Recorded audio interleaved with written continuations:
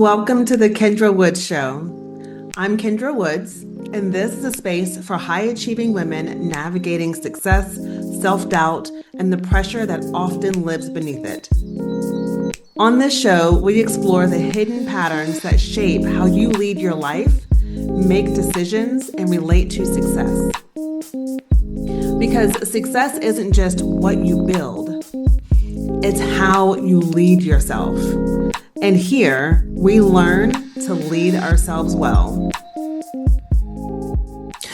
Welcome back to the Kendra Woods Show. This is a place where we talk about self-leadership, high-functioning self-doubt, emotional maturity, identity, and what it really looks like to create success without constantly leading yourself from pressure, urgency, proving, or fear. Today, we are continuing the series that we started in the last episode around the 4 high-functioning self-doubt archetypes. So in the episode before this, episode 11, I introduced you to the 4 archetypes: the analyzer, the initiator, the prover, and the contorter. And today, we are taking a deeper look at the first one, the analyzer. But before we go there, I want to remind you of something important. Again, these archetypes that we are going to be talking about in this series, they are not labels, they are mirrors. They're not here for you to box yourself in or say, oh, well, this is just who I am. They're here to help you recognize the patterns that may be quietly shaping how you lead yourself. Because for many high-achieving women like you, self-doubt does not always look obvious. It does not always look like hiding. It does not always look like insecurity. It does not always look like doing nothing. Sometimes self-doubt looks responsible. Sometimes it looks strategic. Sometimes it looks like you planning or researching, refining, preparing, and thinking things through. And that is where the analyzer comes in.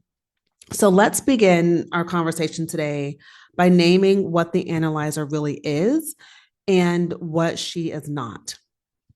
So the analyzer is not just a deep thinker. She is the woman whose thinking has become a safety strategy. And I want to say that carefully because there's nothing wrong with thinking deeply. There's nothing wrong with being thoughtful, nothing wrong with wanting to make wise decisions.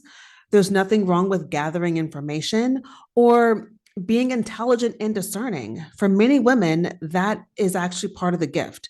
You can see angles that other people miss. You can sense what needs to be considered. You can think through complexity. You can make connections. You can anticipate what might happen next. And that is truly powerful. But the pattern becomes costly when thinking becomes the place you go to avoid trusting yourself. When analyzing becomes the place you go to delay movement. When gathering more information becomes the way that you protect yourself from being seen, being wrong, being misunderstood, or making a decision you cannot perfectly explain. That is when the gift becomes a trap. So the analyzer is not short on intelligence. She's not careless. She's not lazy. She is often highly capable, deeply thoughtful, and incredibly self-aware. But she is being invited to practice self-trust in motion because she may trust herself when she has time to think. She may trust herself when she has all the information. She may trust herself when she can explain the decision perfectly. She may trust herself when she has evidence that the choice will work. But the deeper question here is, can she trust herself before the outcome proves her right? Can she trust herself when she only has the next honest available step in front of her? Can she trust herself when there is still uncertainty sitting in the room with her? That's the work of the analyzer. So now let's make this really practical because this archetype can show up in ways, again, that look very normal on the surface. So the analyzer often looks like the woman who is working on it, meaning she's working on the message, she's working on the offer, she's working on the plan, on the decision, on the next move. But if she is honest with herself, sometimes working on it has become like this softer way of saying, I have not yet let myself move. So let me give you an example. So let's say, for example, the analyzer wants to write a post for social media. She has something meaningful that she wants to say. She knows that there's a message in her heart. But before she writes it, she goes back to look at what performed well. Then she wonders if the hook is strong enough. Then she questions if her audience is tired of hearing about the same topic. Then maybe she opens her notes app to find something better. Then she looks at someone else's content for inspiration. Then all of a sudden, comparison creeps in. Then she tells herself that she just needs a little more clarity. And before she knows it, 30 or 40 minutes have passed, and the post that was on her heart, the message that was on her heart, is still not written. It has still not been put out into the world. That is the analyzer. And it's not because she does not have something to say, but because she's trying to think her way into enough certainty to feel safe being seen. Here's another example I'm going to give you. Let's say the analyzer is considering a decision. Maybe she's trying to decide about joining a program or creating an offer or going up for the promotion or having a conversation. Maybe she's trying to decide if she's finally going to commit to the thing that she keeps saying she wants, right? And instead of asking, what do I know is the next honest step? Instead, what she does is she starts asking, what if this is not the right time? What if I choose wrong? What if I regret it? What if people don't understand? What if I need more information first? What if I'm missing something? And some of those questions may sound wise, but when they keep circling without creating movement, they're no longer supporting her leadership. They're actually delaying it. And this is one of the clearest signs of the analyzer. Her thinking does not lead to clarity. It just simply leads to more thinking. So, what is actually happening underneath this pattern? Because this is where we move from surface behavior into the deeper root. So let's look beneath and look at what's happening underneath. Underneath the analyzer is often a woman who deeply wants to get it right. She wants to be responsible. She wants to make the right choice, the wise choice. She wants to honor her gifts. She wants to steward her work, her life, her business, her family, her money, her leadership, her voice. And because she cares so much, she can start believing that if she thinks long enough, she can protect herself from the discomfort. But leadership does not work that way. You cannot think your way out of every risk. You cannot analyze your way into perfect certainty. You cannot gather enough information to guarantee that you will never be misunderstood, disappointed, judged, or wrong. And this is the deeper fear for the analyzer. And it's not always just, well, what if this does not work? Sometimes the deeper fear is, what if I trust myself in doing this and then I turn out to be wrong? That's the deeper fear. And this is what gives the analyzer pause. This is what makes her pause, because if she can keep thinking, right, then she doesn't have to fully choose yet. And sometimes that feels safer. If she can keep researching, she doesn't have to be seen yet. If she can keep refining, she doesn't have to release the thing yet. If she can keep asking for more clarity, she does not have to take the next step that clarity is already pointing her toward. And again, this is not something to shame. Like, I personally deeply, deeply resonate with this particular archetype. And as I was sitting down thinking about like all the different archetypes that I wanted to bring forward, like this is the one where I definitely see myself in this a lot. And it's one of the patterns that I've had to work on the most, like on a daily basis. And probably I would say for the past like 3 to 4 months, my mantra has been to myself, Kendra, just move, right? When I get an idea, when I get a thought, when I get a nudge, just move. Like, don't sit and think about it and analyze it and try to research it. Like, just make the movement, take the step, do the thing. And as I keep doing that, what I'm noticing is that I'm moving quicker and quicker. And I'm trusting myself more and more because I'm recognizing that no matter what decision I make, whether it works out the way that I think it should or it doesn't work out the way that I think it should, I'm understanding that I'm okay either way, right? So when something does not work out, I'm still okay. I had a situation that happened about a month ago where I had an opportunity right in front of me. It was mine. Me and the person were emailing back and forth. Like everything seemed to be moving in the right direction. And then I get an email one day that just completely, like, everything that we were working on was like, nope, it's not going to happen. Sorry, the opportunity is gone, blah, blah, blah. And I mean, it was a gut punch, right? But what I learned in that is that I took the step anyway, not really knowing exactly how it would pan out.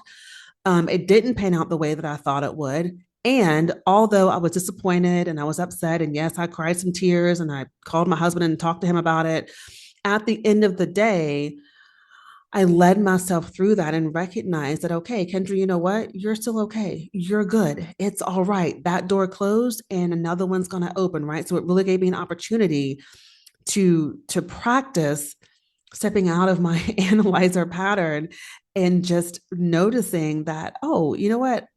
I got this. No matter what happens, good or bad, I can still move through this, right? So there's no shame about this. This is something to see, something for you to notice.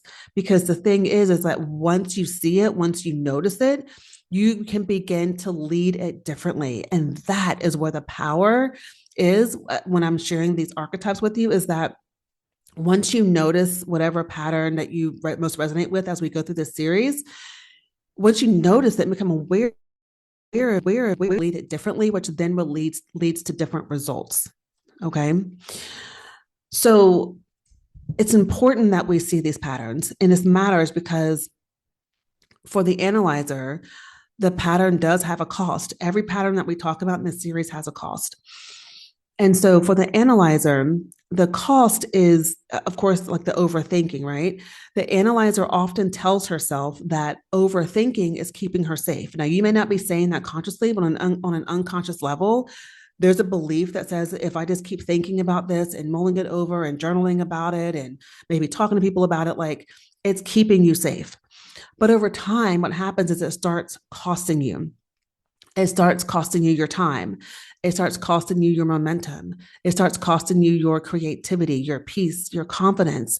And it costs you your self-trust because every time that you know the next step and then you talk yourself out of it, what happens is you reinforce the belief that you cannot move unless you're certain.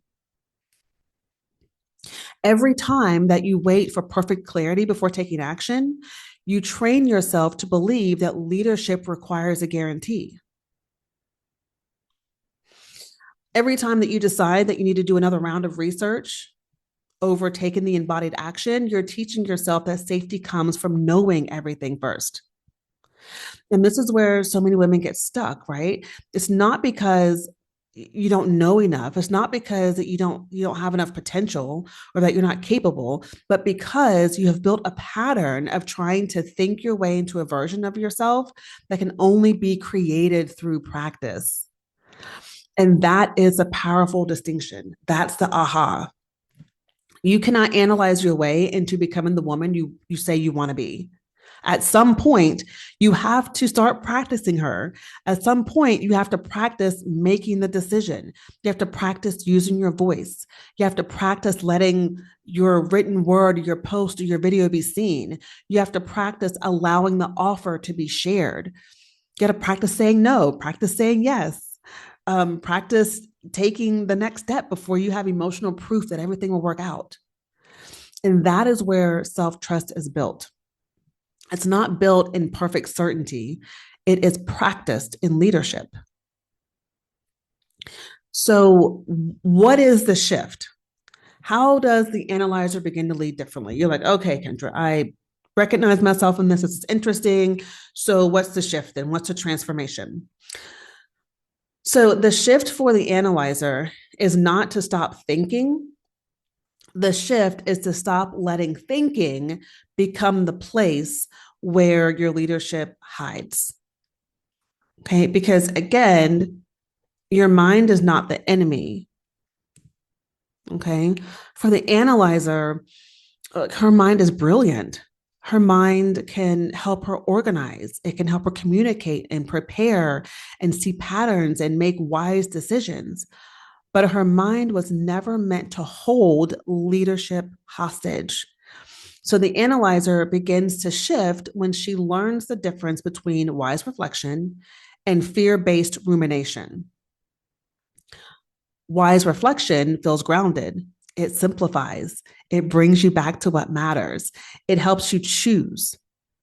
Whereas fear based rumination feels circular. It creates more open tabs in your brain. It makes the decision feel heavier. It keeps asking for more information, but never actually lets you move. That's the distinction. And for the analyzer, one of the most powerful practices is learning to ask, is this thought helping me lead or is it helping me delay? That question alone can interrupt the loop because sometimes the next step is already clear enough. It may not be perfectly clear, it may not come with a guarantee, it may not remove all the fear, but it's clear enough for you to move. And so this is where the analyzer begins to build that calm authority that we're always talking about. She moves from, I need to know everything before I move, to, I can trust myself to respond to what happens after I move. Do you feel that? That is self trust. Self trust is not believing you will always get it right. Self trust is knowing that you will not abandon yourself if you do not. Self trust is not never feeling doubt. Self trust is knowing that doubt does not get to become the leader of your life. Self trust is it's not having the full map with all the steps laid out. Self trust is taking the next honest step and staying with yourself as the path unfolds. That's the work. And when that shift begins to happen, something powerful becomes possible. So when the analyzer stops making certainty the requirement, she becomes available for momentum. She becomes available for creativity, for visibility, for clean action. She becomes available for feedback from real life instead of imagined feedback from fear. And this is important because some things cannot be perfected in private. Okay. Your message may need to be spoken before it becomes precise. Your offer may need to be shared before it becomes clear. Your leadership may need to be practiced before it feels natural. Your voice may need to be used before it feels fully confident. So we have to practice these things. You all have heard me talk about my newest offer, Lead Like Her, and it's brand new for me. And every single time that I step up to talk about it, there's some nerves there because there's a part of me, the analyzer part of me, that's like, oh, I want to get this right. I want to make sure I'm conveying like the message. I want to make sure that women are understanding the value and the transformation and blah, blah, blah, like all the things. And I could sit here in my office and just sit and refine my message and rewrite it and do it again. But, or not, but, or I can get out there and just start talking about it like I've been talking about it. And as I keep talking about it, the message becomes more clear. As women start reaching out and sharing their interest and talking about what they're ready for, the offer becomes more clear, right? Not because I had all the answers in the beginning, but because as I've taken action, as I've moved, as I've talked about it, my understanding of what really gets to happen in this experience becomes clearer. My understanding of what the market is wanting becomes clearer because I moved. Okay. So when we move, it actually creates the clarity. All right. We've got to practice it. You got to practice the thing that you say you want. And in my mind, I believe that what so many high achieving women truly desire is they don't desire just more success, right? They want to feel different while creating it. They want to feel steady. They want to feel clear. They want to trust themselves. They want to stop turning every decision into some like mental mountain. They want to stop needing everything to be perfect before they let themselves be seen. They want to create, lead, build, speak, decide, and move without spiraling every time uncertainty shows up. And that is the transformation. So the analyzer does not become a woman who stops thinking deeply. Okay. She becomes a woman who can think clearly and still move. She becomes a woman who can gather information without hiding inside of it. She becomes a woman who can honor her intelligence without letting it become a substitute for her courage. She becomes a woman who can say, all right, this is enough information for the next step. She can say, okay, this does not need to be perfect, to be honest. She can say, all right, I can let this be seen. I can trust myself to adjust. She can say, I can move without needing to eliminate every possible risk.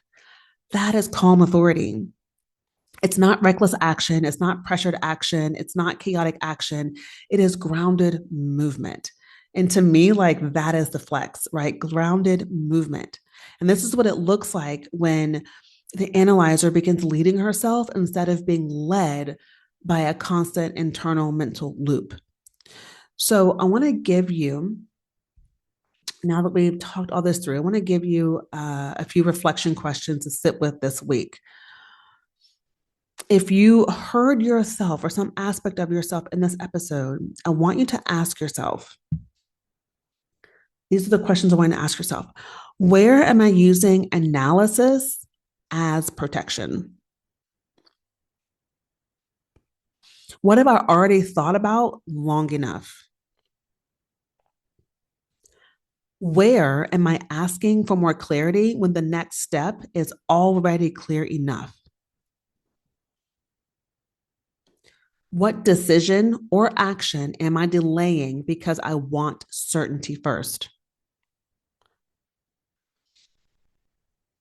And what would I do this week if I trusted myself to adjust along the way?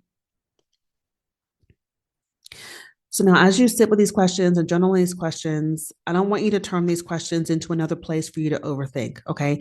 Let them bring you back to your next honest step. And that next honest step could be many things. That could be writing the post, it could be sending the email, it could be making the decision, it could be having the tough conversation or choosing a date for something that you've been mulling over or sharing the offer. It could just be closing out those extra tabs in your mind. It could be like using the draft that you already wrote and saying, okay, what am I going to do with this? It could be letting things be simple. That is the part that feels like an exhale for me, right? Letting the thing be simple. For the analyzer, a powerful sentence to practice is I have enough to move. I have enough to move. That's your power statement as an analyzer. I have enough to move. Not enough to control the outcome, not enough to guarantee success, not enough to avoid every mistake, but enough to move. I have enough to move. And sometimes that is the exact kind of leadership that you need. All right. So, as we start to close out this episode, I want to bring this back again to the heart of this work and this conversation to remind you again the analyzer is not a label, it's a mirror. And if you saw yourself in this episode, nothing has gone wrong, right? You're not broken, you're not behind. You're being invited into a deeper way of leading yourself. That's my goal here is to give you a deeper way of leading yourself to help you shift the relationship that you have with yourself. So I want to give you a way that honors your intelligence without letting your intelligence become a hiding place, a way that allows you to think deeply without being trapped in your thoughts, a way that lets you create success from self trust instead of self protection. That is the work that I care so deeply about because I'm not here to simply help women do more. I'm here to help women like you lead themselves differently, right? And I'm doing the same thing. I'm working on leading myself differently. That's what I want to help you do, right? I'm here to help you to become the woman who can hold her desire without spiraling, um, to become the woman who can make decisions from calm authority, to become the woman who can stop asking fear for permission, right? For you to be the woman who says, you know what, I have enough to move, and then you move. Boom. That's what we're going for. All right. So if this episode spoke to you and you know this is the kind of work you want to go deeper into, I want to invite you to join our wait list for Lead Like Her. The most recent enrollment period obviously is closed out, but you can join the wait list for the next round using the link in the show notes. And if you feel called to explore private mentorship, maybe you want more customized, like private guidance, you can DM me on Instagram and ask about the Lead Like Her intensive. The intensive is the private mentorship pathway for the woman who knows she's ready to look more deeply at how she's leading herself, not just what she's doing, but who she is becoming while she's doing it. Okay. So thank you again so much for being here. Thank you for listening. And this week, I want you to notice where the analyzer shows up, not with judgment, not with curiosity, not with judgment, but with curiosity is what I'm trying to say. And I want you to ask yourself this question, right? Is this wise reflection, or am I trying to think my way into safety? And then gently bring yourself back to the next step. All right. So let me know how this episode lands for you. If this resonated with you, if you have thoughts about this, share with me over on Instagram. The link for my Instagram page will be in the show notes. I'd love to know your thoughts. Because the thing is about leadership is not the absence of doubt. Leadership is the ability to stay grounded in yourself when doubt shows up. Okay. So until next time, lead yourself well.